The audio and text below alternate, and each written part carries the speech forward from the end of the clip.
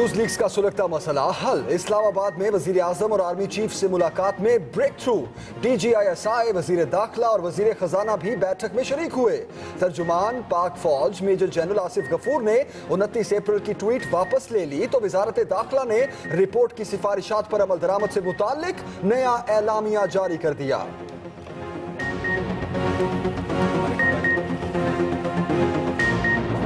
बात जहाँ उस प्रेस रिलीज को जो हमारी तरफ से हुई उसको बुनियाद बनाकर फौज को और हुकूमत को आमने सामने खड़ा कर दिया गया। जो हमारी प्रेस रिलीज थी वो किसी हुकूमती शख्सियत या इदारे के खिलाफ नहीं थी। जो नोटिफिकेशन हुआ था उसके नामुकम्मल होने के ऊपर ये प्रेस रिलीज की गई। तमाम गलत फहमियाँ दूर, जो चीज़ नामुकम्मल थी मुकम्मल हो गई।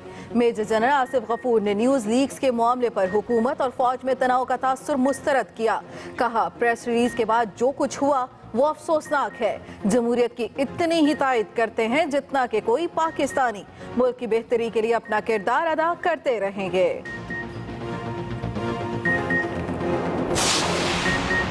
न्यूज लीक्स के मामले पर साबिक वजीर इत्तलात परवेज रशीद के खिलाफ हुकूमती एक्शन की तौसीक। गैर जिम्मेदारी का मुजाहरा करने पर प्रिंसिपल इंफॉर्मेशन ऑफिसर राव तहसीन के खिलाफ एफिशिएंसी एंड डिसिप्लिन रूल्स के तहत कार्रवाई और वजीर आजम के मुआवन खुसूसी तारिक फातमी को ओहदे से हटाने की सिफारिश।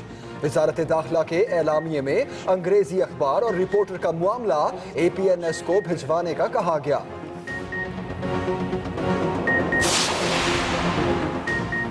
कप्तान ने उंगलियां उठा दी। कहते हैं डॉन लीक्स कभी भी फौज और हुकूमत का आपस का मामला नहीं था, ये कौमी सलामती का मामला था। कौम जानना चाहती है ऐसा क्या था जिसे हल किया गया। रिपोर्ट मंजरे आम पर लाई जाए। एतजाज एहसन ने DGISPR से इस्तीफे का मुतालबा कर दिया। कहते हैं मरियम नवाज को बचा लिया गया। वही 5 आदमी हैं जिनमें से 3 को तो इन्होंने कुर्बानी के बकरे बनाया। मरियम का नाम नहीं लिया, मरियम के मीडिया सेल का नाम नहीं लिया, उसको बचा लिया है। अगर इस तरह ही करना था जनरल आसिफ गफूर को अपने ISPR से इस्तीफा दे देना चाहिए। मुस्लिम लीग नून के रहनुमा एहसन इकबाल का रद्द-ए-अमल। कहते हैं हमारे मुखालिफिन जो तब्दीली बैलेट से नहीं ला सके, चाहते हैं वो काम अदालत या फौज कर दे। सुबह शाम खुद ISPR बनकर बयान जारी करते हैं जो फौज की तौहीन है।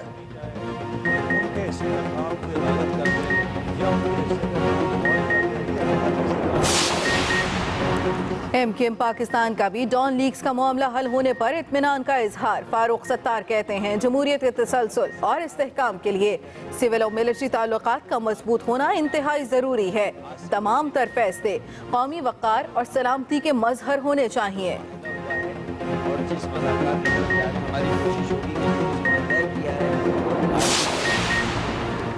चमन बॉर्डर पर पाक फौज की कार्रवाई अफगान फोर्सेस के हमले का जवाब था। इत्तहादी फौज का हिस्सा बनना और जनरल राहील को भेजना ईरान से ताल्लुकात की कीमत पर नहीं हो सकता। DGISPR की न्यूज कॉन्फ्रेंस। भारतीय जासूस पर पोजीशन वाजे करते हुए कहा कि कुलभूषण के खिलाफ फौजी कानून के तहत कार्रवाई हो रही है। आलमी अदालत इंसाफ से कोई दरखास्त आई तो दफ्तर खारजा देखेगा। भारत अपने दहशतगर्द को बचाने के लिए ड्रामेबाजी पर उतर आया। सजाए मौत रुकवाने के लिए आलमी अदालत में अपील दायर। वजीर खारजा सुषमा स्वराज और भारतीय मीडिया ने एक कदम आगे बढ़ते हुए फांसी रोकने के हुक्म की कहानी घड़ दी। वजीर दिफा ख्वाजा आसिफ मैदान में कूदे तो कहा, हिंदुस्तान का खत रियासती दहशतगर्दी से तवज्जो हटाने की कोशिश है। क्या मकसद इन धर्मों का? पाकिस्तान की तरक्की को रोकना है, इन गरीबों की तकदीर से खेलना है, पाकिस्तान को फिर पिछली सदियों में लेके जाना है। उन्होंने तो कुछ नहीं बनाया, हम बना रहे हैं अल्हम्दुलिल्लाह, तो कम से कम हमें बनाने दें। ये पाकिस्तान तामीर हो रहा है भाई, होने दो।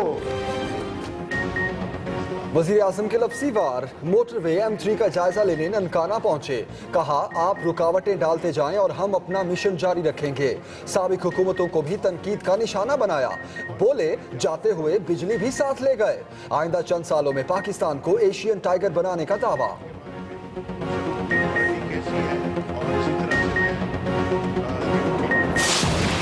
राशिद अली की, शेख रशीद की, लतीफ खोसा की और PAT की जो पिटिशंस हैं, उनमें भी तो मनोन वही चीजें हैं जो कि इलेक्शन से पहले की है। ये इम्तियाजी सलूक नहीं होना चाहिए। आखिरकार वो प्राइम मिनिस्टर ऑफ पाकिस्तान है। हनीफ अब्बासी और दानियाल अजीज सुप्रीम कोर्ट में लाइन हाजिर। अदालत ने आपके साथ क्या इम्तियाजी सलूक किया? जस्टिस साकिब निसार का इस्तफसार। कहा, अदालतों की तौहीन किसी सूरत बर्दाश्त नहीं करेंगे। ये जो बीमारी है इसे खत्म करें, बर्दाश्त का इम्तिहान न लें। जरूरी हुआ तो आइंदा मीडिया टॉक पर मुकम्मल पाबंदी लगा देंगे। दानियाल अजीज ने मुआफी मांग ली।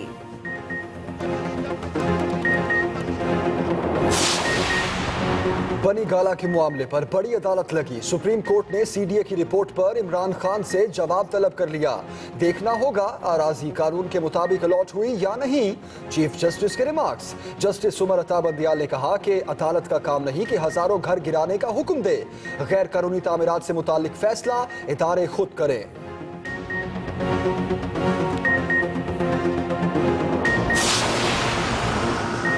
सियासी मौसम गर्म हुआ तो मई ठंडा हो गया। इस्लामाबाद और रावलपिंडी में बादल झूम झूम कर बरसे। फैसलाबाद, गुजरांवाला समेत कई शहरों में आंधी और बारिश से गर्मी का जोर टूट गया। लाहौर वाले भी मुंतजर।